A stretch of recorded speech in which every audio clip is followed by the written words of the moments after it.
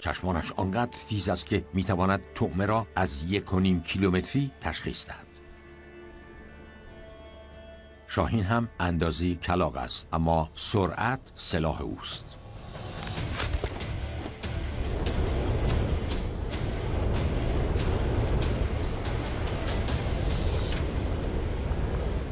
با بالهای جمع شده با سرعتی نزدیک به 380 کیلومتر بر ساعت شیرجه میزند.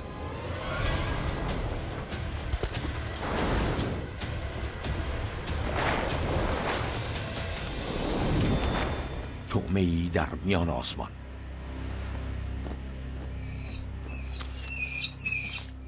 جوجه‌هایش مدام تقاضای غذا دارند،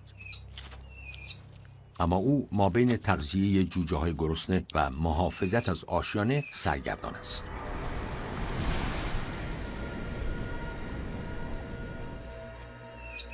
به هر چیزی که عبور می‌کند به عنوان یک تهدید نگاه می‌کند.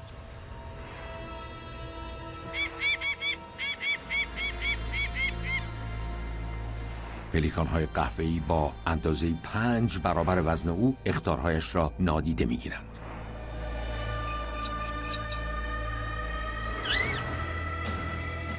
اشتباهی خطرناک.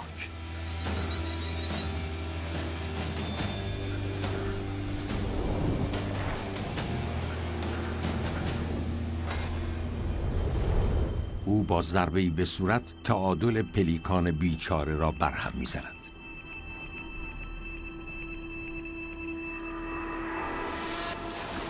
یکی می‌افتد و او همچنان به دنبال بقیه می‌رود.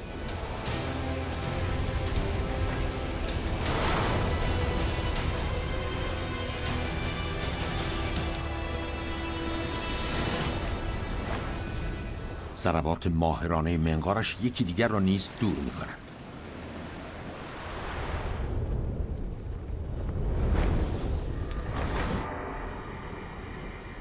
اما هنگامی که او به دنبال پلیکان هاست، تهدیدی واقعی راه لانه را در پیش می‌گیرد. یک مار نقب زن 1.5 متری. آنها کوهنوردانی ماهرند و در بالا و پایین این صخره‌های ماسه‌ای شکار می‌کنند. این مارها می توانند به راحتی جوجه های بیدفاع شاهین را ببلند.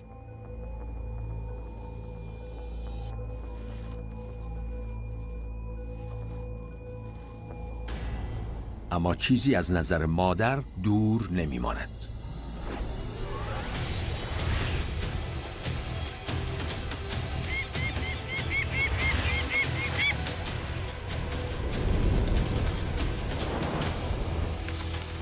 تنها یک ضربه برای دور شدن مار کافی است.